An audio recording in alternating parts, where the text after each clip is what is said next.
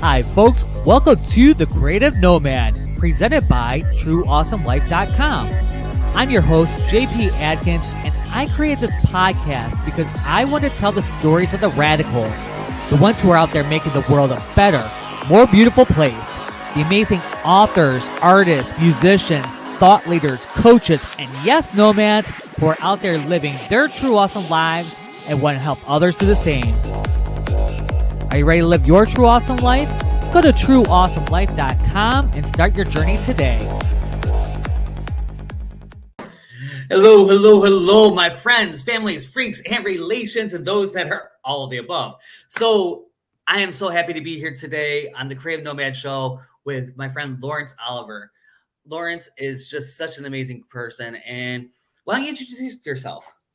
Hi, everyone. I am Lawrence Oliver III, reporting live from Guatemala. I am living the nomad life here in Guatemala, and I'm so happy to be here on the show. Thanks for having me, Jeff. I look forward to it. So, Lawrence, tell us a little bit about yourself. I know that you're in Guatemala, and I know that you are doing some amazing things there. What's going on out there? Absolutely. I am in Guatemala on Lake Atitlan, which is a beautiful lake. It's a beautiful place. It's very creative. I am an artist. I'm a musician as well, an entrepreneur. My wife and I own a multimedia boutique firm where we do audio-visual, social media content, all the above, podcast editing, everything that's under a multimedia, which is amazing. It allows us to travel the world and live this nomad lifestyle. Yeah. So that's so cool. That's so cool. And media, I'm on. It's funny. I do so little video editing. I do as little as I possibly can because it drives me absolutely like bonkers. Like, and it's not that I don't know how to, but it takes me like I watch people do what I do, and like it takes me an hour, and I watch them doing like 5 minutes, and then I just like want to flip them off and tell them that all kinds of nice things. And that's where we come in. So it's definitely not in my strong suit, you know what I mean?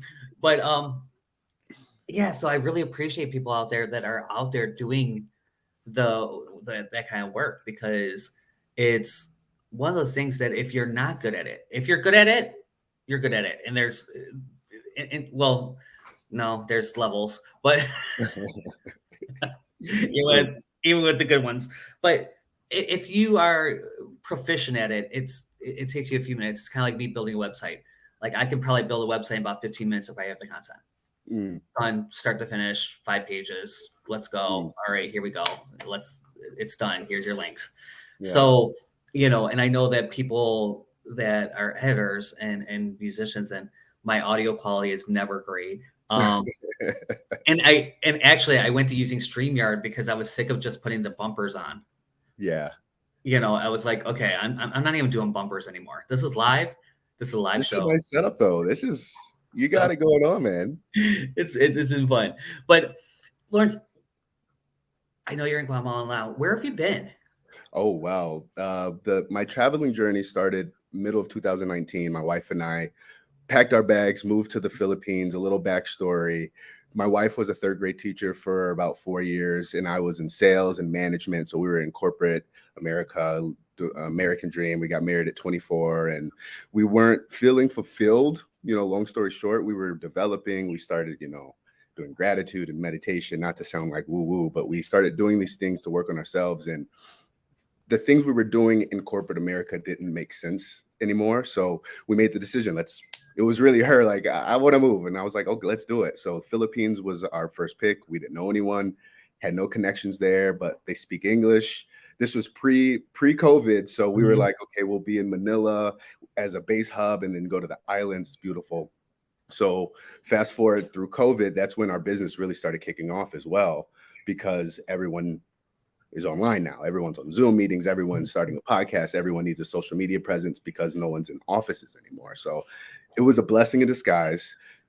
We moved to an island in 2021 last year, Boracay. So it's a super touristy island, but while it was COVID, it was very empty. So it felt like we had the island to ourselves. It was gorgeous, but we were still developing ourselves, the business, growing, and just developing these skills. When you do something every day, especially something you're good at, you just grow exponentially. And then we moved to Mexico in January. So the first half of this year, we were in Mexico. We traveled around Mexico and we did a work exchange, which was new. The first time we did it, we were exchanging our services for like a place to stay, food, and connections, which was great. And in June, we came to Guatemala, went home for a quick reset. Sister got married, brother graduated from college, shout out to them, and then moved to Guatemala. So Philippines, Mexico, Guatemala, for now. Wow. What's next? Probably back to Mexico. That's the thought. We'll go back to Mexico for the holidays. We have a cat with us, so it's best to be places at least 3 months or more, because she has to be comfortable. But that's the beauty of it. She's our baby. Yeah, one of the reasons why I went nomadic in an RV instead of in doing the Airbnb or kind of the idea that you're doing internationally is because I wanted a dog, and it's so much harder to travel with pets. Have you been finding it? You're one of the first people I know that have actually been traveling with a pet. So how is that working for you?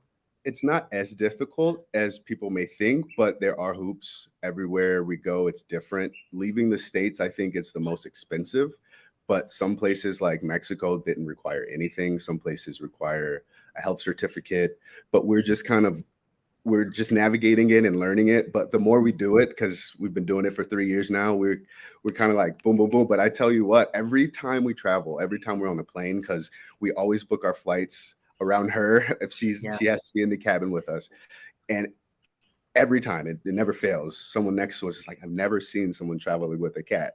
It's pretty rare, but it's our life now, and we're navigating it. It's not that difficult. It's just some paperwork, a couple bucks, and yeah. It's just weird for me. Like when I was doing the research, it was like everywhere I wanted to go, it seemed like it was such a big deal to bring. Probably harder with a dog, though. Yeah, with the dogs, and I was like, and then I got another dog, and now it's like, yeah, that's not even happening. You got two? I have two. And actually here there's four. So oh my I'm with some friends, with my best friend right now, and so I have Rupert, and then I have his son, and she had his the sibling for mine, right? And then the day before we got them fixed, literally the day before, it's the only time they had time, and Rupert got his daughter pregnant. So, and then there was another litter, and now she has one of that litter. Wow. And it's the Rupert clone. I mean, buddy, the day before I came to town, because I was living out in the sticks, and I came to town to get the dogs fixed. And we went out that night. They knew it was up. Yeah. They knew it was up. It could have been either one of them, honestly, but it was. We're saying it was Rupe, because they did turn out looking just like Rupe, like black and white Shih Tzus. Yeah. And they all actually, which is funny because she doesn't look like a Shih Tzu. Oh my God. She got more of the Beagle features. So the fact that they all came out Shih Tzu, like black and white clones of Rupert. So that's a pretty seems like a pretty active house now. It is a very active house. It is a very active house. And the dogs are a blessing. I love them to death. And my dogs are chill for the most part. Like they are pretty chill. Yeah. And her dogs are pretty chill too when they're by themselves. Yeah. You put the four of them together, they're not chill at all. Chaos. Animals are so great though. Like I was just talking to my wife about this. It's just like, I feel like I love my cat more and more every day. And it's because it's just this thing that loves you, that I don't know, the bond you make with anything like that it's great for my mental health. I appreciate that all day. Like my cat is great for my mental health. Like I wouldn't be as tranquil as I am if I didn't have my wife, my cat. Truly. I mean, it's different. You talked about going through what I would call a spiritual journey. And you might define it a little differently, but what was the impetus of starting that journey? I think a lot of roads led to it. Just naturally, I had a seed planted growing up. I grew up in a Christian home, and we were more spiritual than book, but we were very in tune, I guess. And that's kind of where the seed was. But obviously, everyone's spiritual journey is on their own. So I still went through my own growth. I played American football in college. So I had a lot of mental health things with that, and trying to go to the NFL, which I had the skill and I had the resources, but that didn't work out. Injury happened, very bad injury, had surgery, dreams, identity crisis, kind of hit rock bottom in that sense. And that's kind of where, and everything was serendipitous, because there's just certain books, certain audio tapes and programs that kind of just fell into my lap during these times that made that seed grow even more, the seed that I actually didn't feel for some time. And, for me personally, things I started listening to, like Alan Watts, and reading personal development books, and then getting into meditation and getting deeper into that. And it's a practice, and getting better at it and actually feeling the benefits. It's like working out. Like, you might start working out for a month and you don't see the benefits, but then once you stick to it and you start seeing the benefits, you're like, hey. So I went through that with meditation and gratitude, and the things that the spiritual community is so, I feel, oversaturated now. And like, I'm here in Lake Octagon, and it's very spiritual too. And it's not, you get some of that sense too. So I don't want to go too deep into it and like be in that territory, but that's where, I'm hitting rock bottom on having an identity crisis, and, still having my wife and my cat. These things were like gateways to my spiritual journey. And it's still like nowhere near complete. Well, I'm still breathing, so it's still Right. going, but I think the core of it was hitting rock bottom and going through it on my own, and not like relying on my background, and not relying on the traditional things that I grew up with, or the traditional things that society put on me. But these are things that I'm doing to this day. I wake up, I do my gratitude, I do my meditation, I stretch, I'm active. These are things that, for my spiritual journey, like, it all blends the mind body action. It's funny because I am a licensed Jedi minister. So Alan Watts is huge in that. To me, I think the book, The Taboo of Knowing Who You Are, is probably the closest thing to Jedi scripture that we have. And that's my personal, before the Jedi come after me. I know there are others. Because for as many Jedi as there's got to be a book that they're going to say, oh, no, this is it. Right?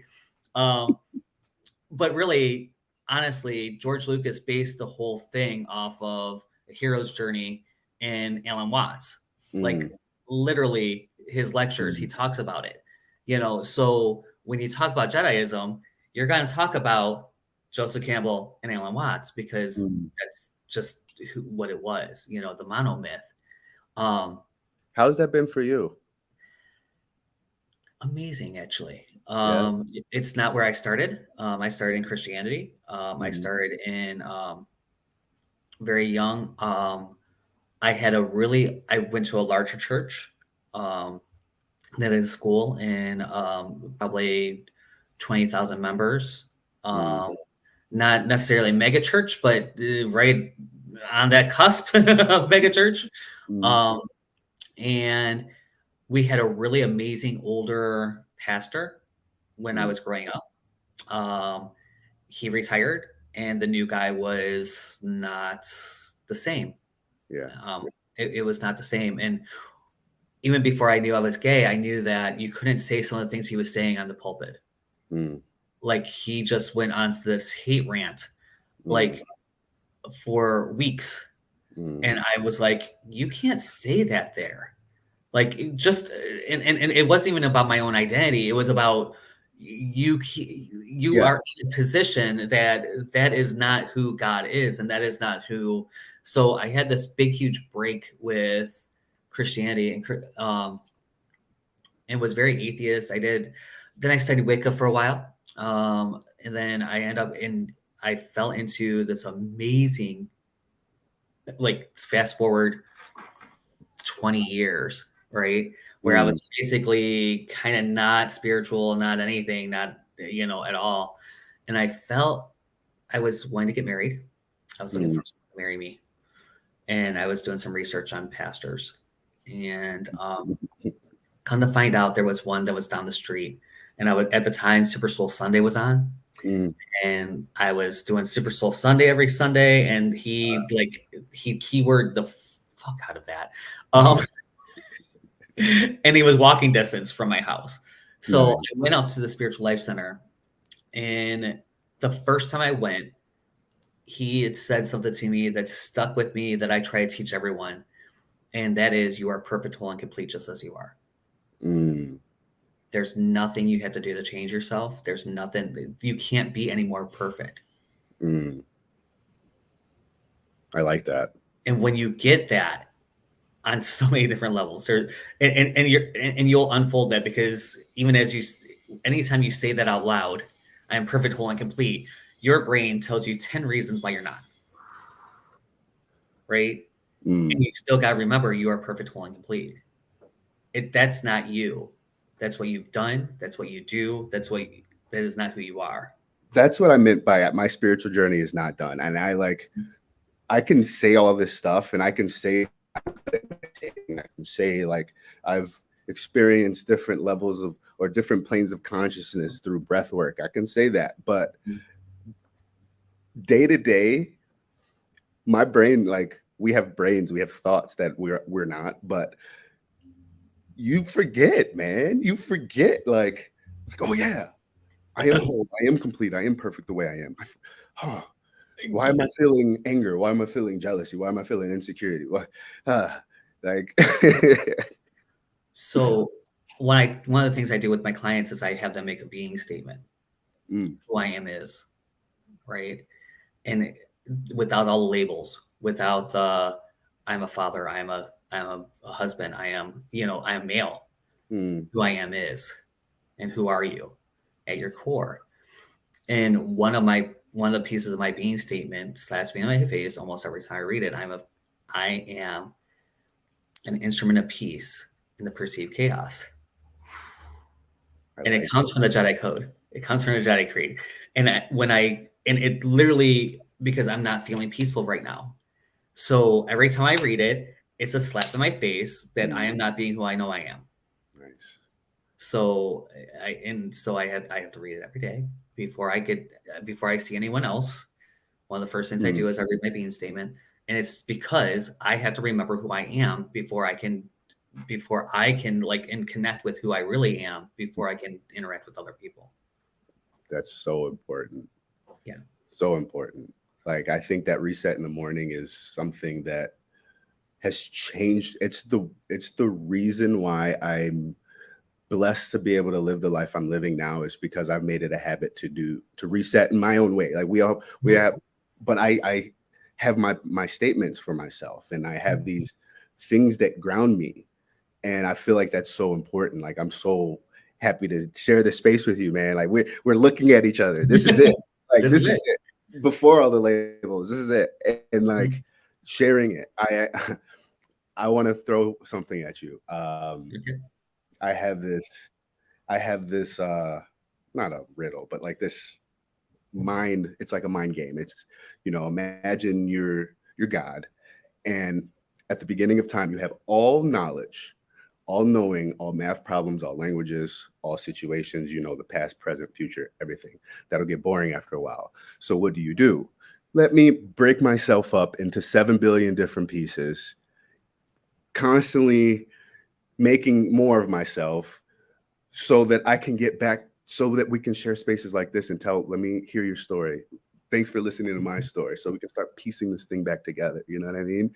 That's something that that's a mental maxim that I use to help me navigate the world, because like we're just pieces of each other. Like we're just looking at the, like, I feel, along with talking to positive self-talk and having for yourself, also having a lens where you can look at the other as self too.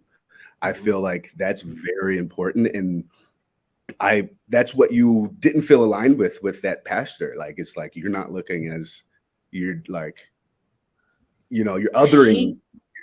Yeah, he othered, and with hatred. It Mm, wasn't even that he othered. He othered with complete prejudice and hatred. If he was talking about a black person, he would have been stoned. Like literally, he would have been arrested for some of the things he was saying from that pulpit. And just because he was talking about a gay person, and it's okay. It was okay in that situation. Right. And if he was talking about a Jewish person, if he was talking about anyone else in that situation, he would have been like banned or arrested, or at least had a talking to. So it was a really, and then later when I came out and realized that, it was really, part of that was because it's part of my identity, it's part of who I am. And finding inclusive places and being the voice that can be, we're all one. That doesn't matter. That's a label. Mm-hmm. That's a label. That's an action. That's a label. But, and that's part of me. That's not anything. And, I'm not going to hide. I never play a pronoun game. I stopped playing pronoun games when I was 18 years old. After I came out to my mom.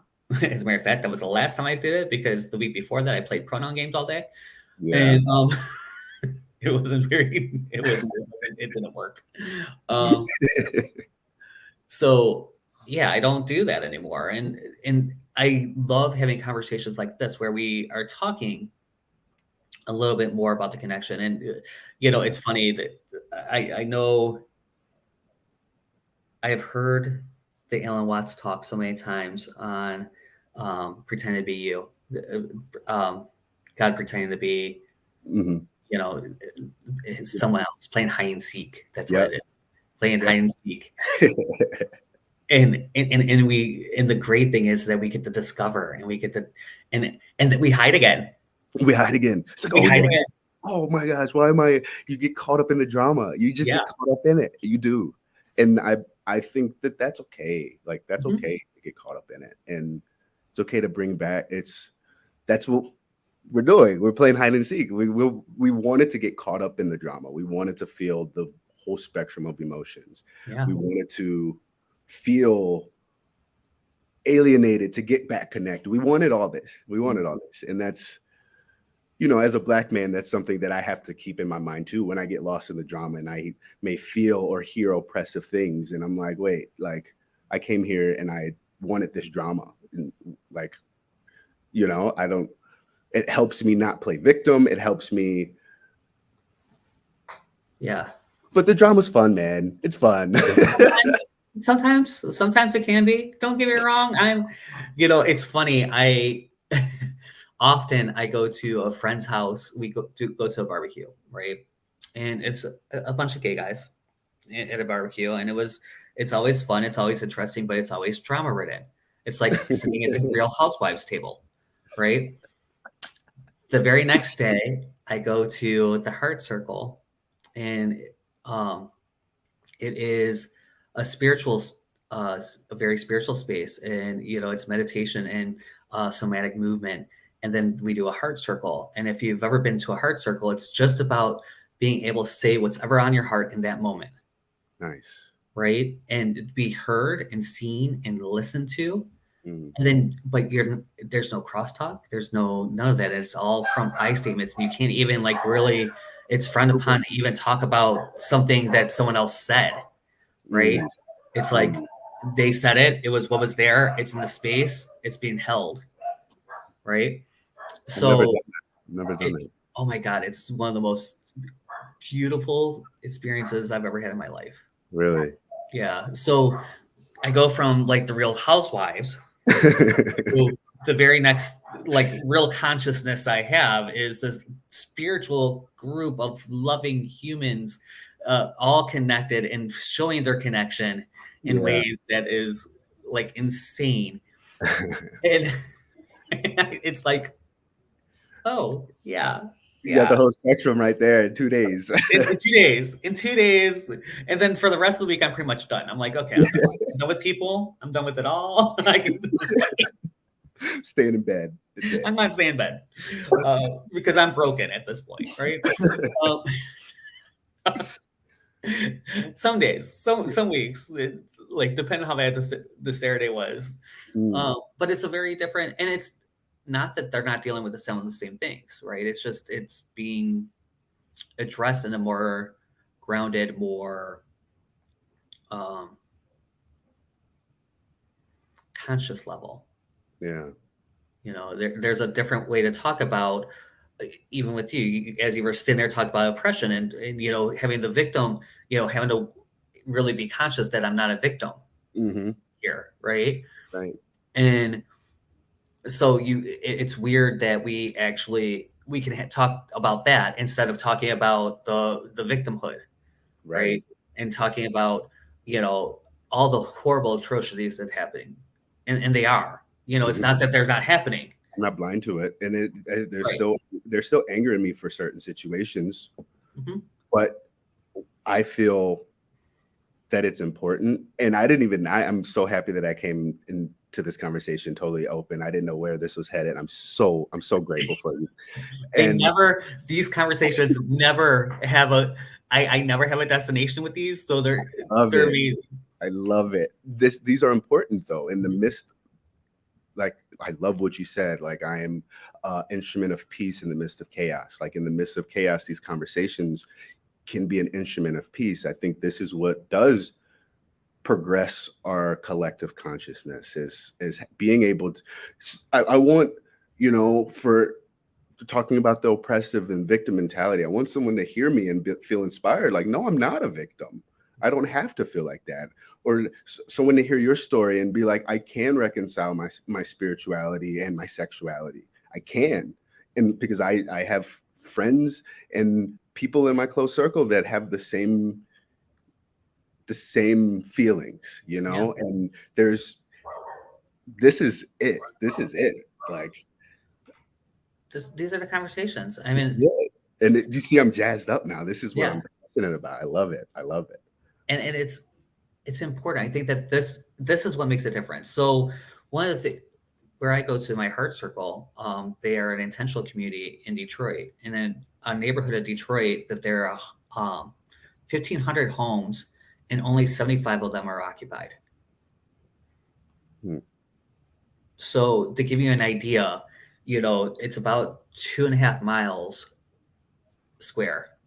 But it's not really square. But imagine a 2.5 mile square, and it having like 50 homes, 75 homes. And there's all this like abandonment and all this space. Some of it's been cleared out, some of it's not been cleared out, and it's in disarray. And they're really there to create something new there.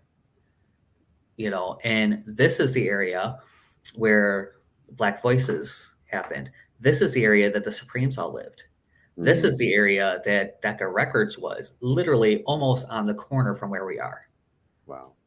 So, you know, as Berry Gordy is doing Motown 6 blocks away, Decca is right over here, you know, fighting against them. Right? Yeah. And this neighborhood is so horrible at this point. And so they're bringing people in to do the investment and to do this stuff. And they're doing some amazing work with a spiritual queer bend.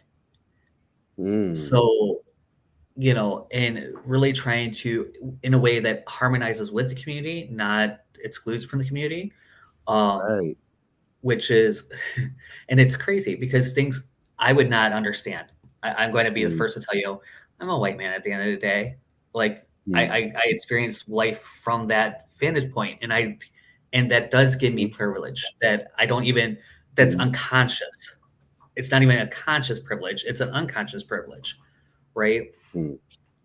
There was a kid that came over, and he's one of the neighborhood kids, and they were fighting over whatever. And the kid comes over, and one of the guys that are on property noticed that he had an abscess finger, and it's literally the pus is coming out of his thumb, right? Mm. And it's abscessed, and they definitely needed some kind of antibiotic. Mm-hmm. Well, he talked about, and I just so happens was there as he was, basically doing first aid on this kid. Mm. And he's like, yeah, my grandmother keeps giving me, and he was probably like 12-ish, 10, 13, somewhere in that range. And he's like, my grandmother just keeps giving me pain pills, but they make me go to sleep. They never put an antiseptic on this abscess. And it's because there's been so many generations, and the grandmother's probably my age. Like in my head, the grandmother is not much older than me, right? Mm-hmm. And I don't know. I'm making assumptions, but I'm making educated guesses, assumptions. And this kid's finger is going to end up getting torn, having to be cut off because, Right. like, literally, it's in there pussing and abscessing. So the simple first aid that they gave him is such a, like that. Hey, no, here's some peroxide. Here, this is what, this is how you take care of that. Here, just press this gently. Don't push it too hard, let that come out, and like until it doesn't come out anymore. And you're going to probably have to do that a few times. And, just giving the basic education. And it's not because the schools are failing, because they're working the best they can, but there's just so many different generations of bad at this point. Like there's houses that haven't been lived in 40 years. It's deep. Yeah. Deep. And it kind of gives me an overwhelming feeling sometimes. But then I kick in and say, just take care of my immediate. And if and when there's a time and a place where a platform is big enough or my reach is big enough, then tackle on some generational things, because it's deep, man. Like I'm sorry to keep saying man, that's just how I talk. It's deep. Like it's very sad to hear those things, but it's also necessary because, and it's very, I appreciate your vantage point and you being transparent and saying I'm a white man, and like my wife's Italian. We're dealing with conscious, unconscious privilege and things, like we're uncovering things, and like it's a real thing. Like, and I feel more people in that space is needed too. More people like you that are self-aware, and myself as well. Like these conversations are very important. And like you seeing that, you saw that for a reason. You saw that situation for a reason, and it stuck with you. Like I can't let it go. Like I want to go to, number one, I want to go to their house, and I want to see the grandmother, and I want to like shake her really bad. Like give them a first aid. You fucking know better. You know better. You can't even tell me you don't know better. And you're going to blame it on a system. You're going to blame it on this, or you're going to blame it on that. But it's not. Right. It's not at this point. Preach. You know what I mean? Yes. Trust me. I learned first aid in freaking high school, in elementary school. This is not something. And Detroit schools aren't bad. It's not a school system. No, they have violence. They have all kinds of things they're dealing with, like that. They have disruption, but the school system itself is not bad. So, as a public school in America is these days, don't get me wrong, there's enough problems all over, but right. But they're teaching the basics of, first aid. They're teaching the basics of, we just got to do better. But in order to do better, we got to know better. Like, and we have to care. Yeah. And I think that a lot of times, and a lot of people, and this is not just the grandmother. I mean, even in my circles, you just have to care. You have to care about you. You have to care about your community. You have to start, and I think a lot of, Go ahead, sorry. no, I think that a lot of people just got, we're probably going to say the same thing, which is hilarious. I was going to repeat. I was just repeating what you said. It starts with you caring for yourself first, but go ahead with your thought. We just got into this place where, we can hide behind a computer screen or a phone and stopped even caring about the, like, Ready Player One style, like really forgetting that we even have a basic need to keep up with your shit. Adulting is hard became the motto. No, it's adulting is adulting. It's been going around generation now, Yeah. This is the easiest you're ever gonna get it. Right. We have computers. We have, you know what I mean? We have means to adult easier. We don't hunt. Right. We don't hunt. Let's start there. Our water comes to our sink. I'll tell you what, here on the lake, so we have to take a boat to get to like places. It's just like the next village over, maybe 5-minute boat ride. But we have to walk to the boat, get on the boat, take the boat to get our groceries, take our groceries back on the boat. Even that, I think to myself, like, what were they doing when they were hunting and gathering? This is wildness. I can't imagine having to do this for like survival. Like, oh my gosh.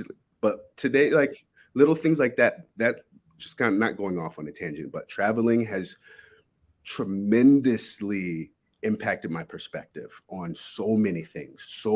Being a Black man, like, for one, like, I'm not seen as a threat in the Philippines. I'm not seen as somebody who I'm not, like, when I see the law enforcement there, or not just in that sense, but like in the Philippines, we were when we moved on the island, the kids there, they're like living in shacks. I see them build it in like a week, and then they're living and selling, like, it's like a sorry store. They're selling chips and like snacks out of there. They built this in a week. They live there. The kids are out. It's rainy season. It's mud everywhere. They're the happiest kids. Happier than, I'm just like, wow, like the level of just pure joy that they have. And they might fall and hurt and cry, but I've never seen them just like in misery. Like, always, my wife's name's Gina. It's like, Gina, Trey. My nickname's Trey because I'm the third. Like, Gina, Trey, Gina, Trey, Gina, Trey, every day without fail. And it's like, wow, like we're running a business. We have our own relationship. We might be dealing with some stuff. And we're like, what were we even like stressing about? Like, these kids. And I don't know where I was going with that, but like my perspective has like really changed, and it's really helped even out. Like, when I hear stories like the kid, it's kind of just like, it's a perspective thing. Like I know more now. Now I see more. I have a wider perspective. I can navigate things differently because I have seen things.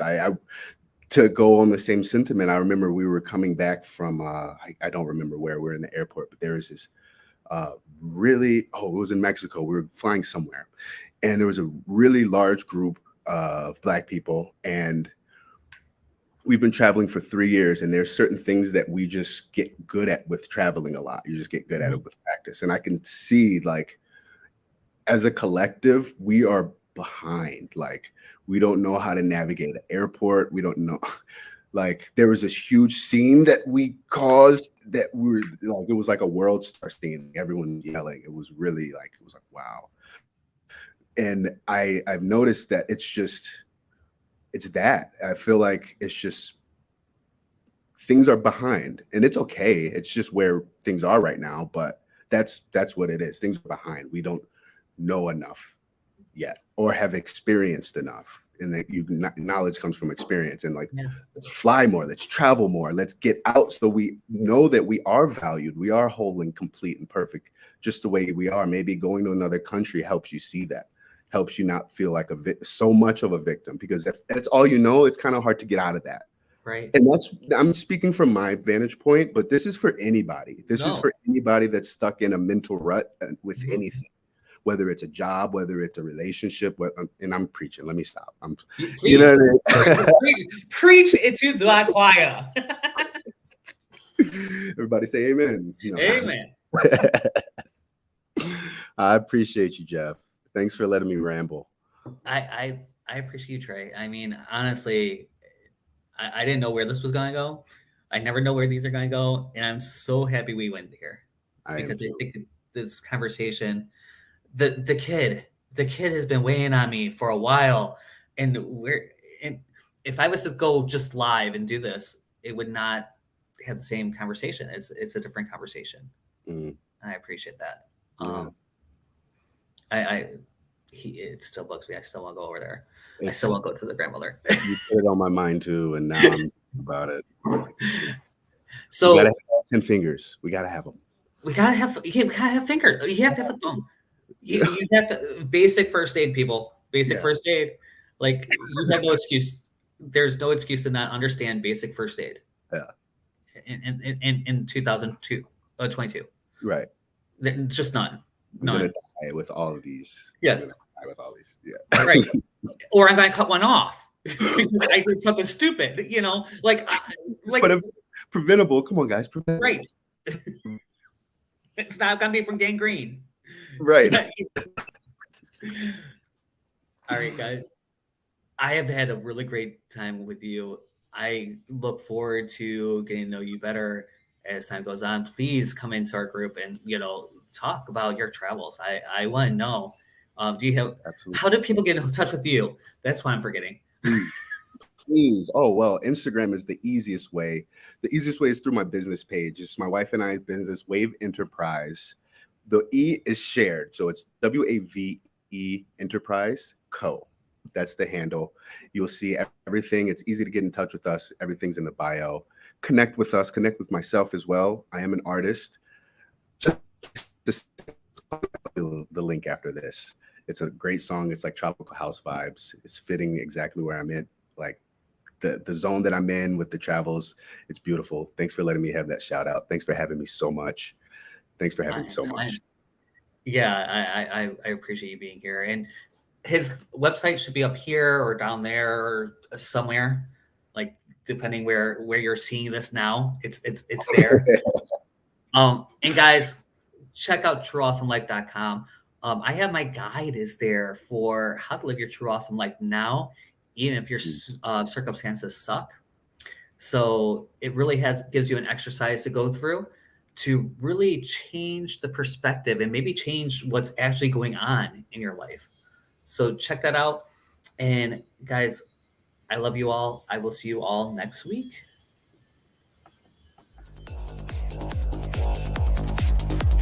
Thanks for listening to the Creative Nomad Show. If you have any questions about this or any other episode, go to creativenomadshow.com. There's also a link at the bottom. If you are a radical and would like to be a guest, you can apply to be on the show there. Thanks again, and know that you are loved. Awesome Life, we look for the world changers who want to live in creativity, authenticity, and profitability whenever, wherever. So check out trueawesomelife.com and let's get started.